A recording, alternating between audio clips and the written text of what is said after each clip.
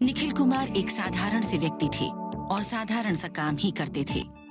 वो करते अधिक थे और सोचते कम। अचानक उनकी कमर में एक समस्या आई, जिसके कारण उन्होंने अपने जीवन की दशा और दिशा के बारे में सोचना शुरू कर दिया। मैं कंप्यूटर हार्डवेयर इंजीनियर हूँ। उस बीच में लोगों के कंप्यूटर्स ठीक करता था पूरा होल नाइट, पूरा होल डे, और मैं 24 आवर ज़्यादातर मैं कंप्यूटर्स पे बिताता था। उसके बैठने से क्या हुआ, मेरा पीछे का हड्डी ख़राब हो गया, बैक का मेरा बोन बिल्कुल ख़राब हो गया। तो फिर मैं पापा जी जो है जो ओएनजीसी में जॉब करते हैं, उनके रेफरेंस से मैं ओएनजीसी हॉस्पिटल में ट्रीटमेंट कराने गया। वहाँ पर डॉक्टर्स लोगों ने मेरे को चेक करा, उन्होंने बोला आप एक एमआरआई कराएं। एमआरआई से आपको पता लगेगा कि आपके साथ क्या क्या प्रॉब्लम्स हुई हैं, क्या क्या दिक्कत है आपका बैक में, से कंफर्म हो जाएगा एक्सरे कराने से। फिर हमने एमआरआई कराया, इसमें मेरे को आया disc pain, disc little bit spondylitis. उसमें जब मेरे को ये आया तो बहुत दिक्कत होने लगी। ये जब मेरे एमआरआई आया तो उसमें डिस्क पेन पूरा क्लियर आ गया था कि इनको डिस्क पेन है, और इनको हार्डली 6 या 7 मंथ ये अपना ट्रीटमेंट लेंगे तो ठीक हो जाएंगे। और उसके बाद मैंने 6 to 7 मंथ ट्रीटमेंट लिया, मेडिसिन लिया, और उसके बाद क्या हुआ, मेरा ये स्पॉन्डिलाइटिस और बढ़ गया। डिस्क पेन से अब ये पूरा लेवल स्पॉन्डिलाइटिस में आ चुका था।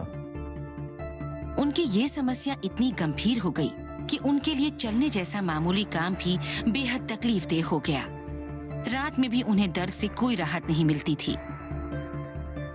रात में सोने के लिए उनके पास बस एक ही जरिया था, कुर्सी पर झुक जाना।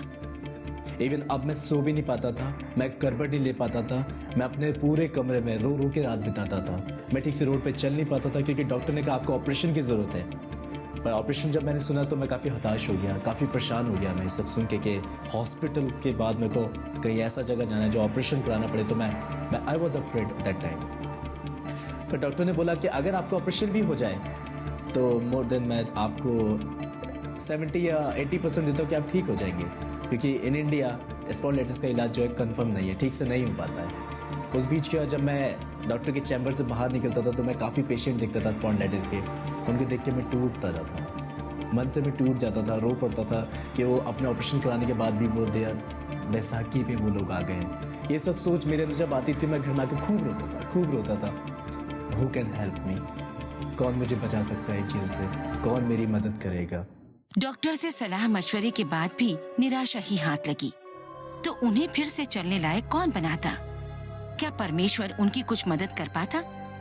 निखिल अपने बचपन से ही यीशु में आस्था रखते आए थे। अब तो उनकी उपासना और भी गहन होती गई। बचपन से यीशु के साथ काफ़ी रुझान रहा मेरा, उनसे मैं काफ़ी प्यार करता था बचपन से। जब ये ऐसी समस्या मेरे साथ आई, मुझे कोई ठीक नहीं कर पाया, तो मैंने सोचा क्यों यीशु मसीह को मैं प्रेयर करूं। मुझे प्रेयर करना भी नहीं आता था, यीशु मसीह मुझे ठीक कर सकता है। इतना मैं सोचा। इस बीच में क्या हुआ, मेरे पापा जी के फ्रेंड आए और उन्होंने बोला क्यों नहीं होता कि आप अपने बच्चे को, एक अंकल हैं मसूरी में जो हील करते हैं प्रभु के नाम से, और वो ठीक हो जाएगा। तो पापा मम्मी ने सोचा जब इतना कुछ करा लिया है हमने तो क्यों ना एक बार वहाँ चांस लेके देखा जाए।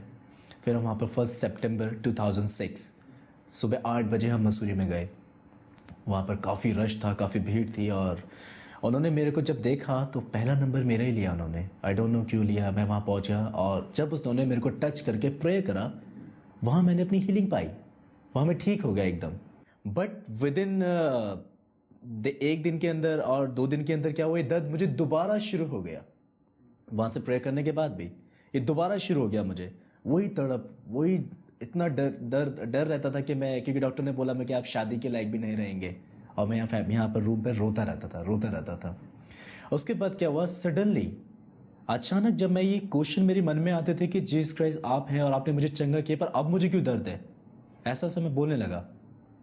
रात को अचानक मैं 3 पौने 4 के आसपास मेरी आंख खोलना शुरू हो गया, और जब मैं उठता तो कोई मुझे रुलाता, और मैं बहुत रोता, रो के बस मैं अपने पापा से पश्चाताप करता। ये फर्स्ट टाइम जो मुझे नहीं पता था कि नील डाउन, आंसू निकालना है या किससे मैं बोल रहा हूँ, व्हाटएवर, मुझे नहीं पता था ऐसा कुछ। मैं रोने लगा, रो के मैं अपना पश्चाताप करने लगा। ऐसे सिंस मेरे सामने आने लगे जो मैं करके कभी भूल गया। वो गॉड ने अंदर से मुझे बोलता था तू अपने पापों का पश्चाताप कर। मैं करता था, मैं रोता था। ऐसा 3-4 दिन तक मेरे साथ हुआ, और 3-4 दिन के बाद ऑटोमेटिकली मेरा दर्द चला गया। प्रभु ने मेरे पाप क्षमा करे, मुझे चंगाई मिल गई। अब निखिल को विश्वास हो गया है कि केवल यीशु ही उन्हें चमत्कारिक रूप से ठीक कर सकते थे। पर इससे भी बड़ा चमत्कार ये था कि खुद ठीक होने के बाद वो और बहुत से जरूरतमंद लोगों को स्वास्थ्य लाभ दिला सकते थे। ऐसे से करते करते प्रभु ने मुझे काफी लोगों तक पहुंचाया। इस बीच में ना चर्च गया, ना बाइबल मैंने पढ़ा, व्हाटएवर। मुझे कुछ नहीं पता था कि what is the Holi spirit gift. मुझे कुछ नहीं पता था। ये मेरे अंदर आ चुका था चंगाई का वरदान, और मैं लोगों के पास जाने लगा। लोगों में परमेश्वर ने मुझे काफ़ी लोगों से जान पहचान कराना शुरू कर दी। काफ़ी हिंदू फैमिली यहाँ पर आने लगी। पुराने पुराने दर्द लोग स्पॉन्डिलाइटिस लेके आते थे, ऑर्थोराइटिक्स वगैरह ऐसे दर्द यहाँ पर लोग लेके आते थे, और उन लोगों के लिए मैं प्रे करता था। और आई वॉज शॉक्ड। मैं उस टाइम काफ़ी शॉक खुद होता था कि वो एकदम विद इन 1 सेकेंड वो चंगे हो जाते थे। मैं इस टाइम प्रे करना भी नहीं आता था, बस मैं यीशु के नाम से ये बीमारी दूर हो जाए, मैं ऐसा ऐसा बोलता था, और वो चंगाई उनको मिल जाती थी। और मैं काफ़ी शॉक्ड होता था कि प्रभु इतना बड़ा आपने चमत्कार कर दिया। 9 साल पुराना स्पॉन्डिलाइटिस। एक सिंगर आया, सिंगर को वो गाना नहीं गा पा रहा था। उसने कहा मेरे को आपके बारे में पता लगा है, प्रभु के नाम से प्रार्थना करते हैं और लोग ठीक हो जाते हैं। मैंने उसके लिए इसका गले में प्रेयर करा उसके लिए। वहां से जाने के बाद घर में मुझे फोन कर रहा है, मेरी रिकॉर्डिंग चल रही है, मैं सॉन्ग्स गाने लगा हूं। निखिल ये नहीं जानते थे कि उनमें स्वास्थ्य लाभ कराने की या प्रभावी रूप से उपासना करने की शक्ति कहां से आ रही थी, लेकिन वो पूरी लगन से उपासना किया करते थे, जिससे उनके परिवार सहित सभी लोगों को ये विश्वास हो गया कि संपूर्ण स्वास्थ्य और मुक्ति का एकमात्र रास्ता यीशु ही थे। एक दिन मैंने खुद महसूस करा कि ये यीशु की तरफ से या किसकी तरफ से। मैंने बिना यीशु के नाम से प्रे करा, कोई ठीक नहीं हुआ। पर जब मैंने यीशु के नाम से प्रार्थना शुरू कर दिया, तब लोग ठीक होने लगे, चमत्कार होने लगे। मेरे मन में आया कि मैं चर्च जाऊंगा, मेरे मन में आया मैं बाइबल पढ़ूंगा, और मैं चर्च जाने लगा, और मैं फास्टिंग प्रेयर करने लगा, और मैं बाइबल पढ़ने लगा।